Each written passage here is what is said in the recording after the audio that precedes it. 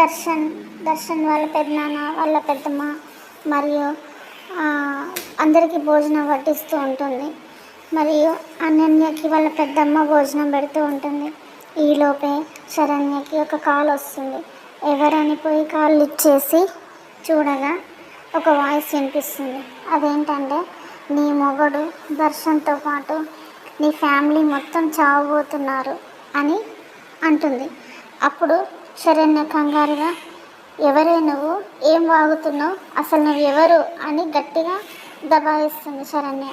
అప్పుడు వెనకాల ఉన్న ఫోను ఎవరంటే సమీర అంటుంది కదా, అవును, మీ వాళ్ళు తినే ఫుడ్లో నేను సెట్ చేసిన పని మనిషి విషం కలిపింది.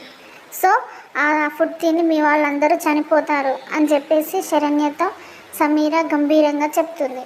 అప్పుడు శరణ్య కంగారుగా ఏంటి అని చెప్పేసి పరిగెత్తుకుంటూ వచ్చేలోపే అంతలో దర్శన్ సాంబారు వేసుకుంటూ ఉంటాడు.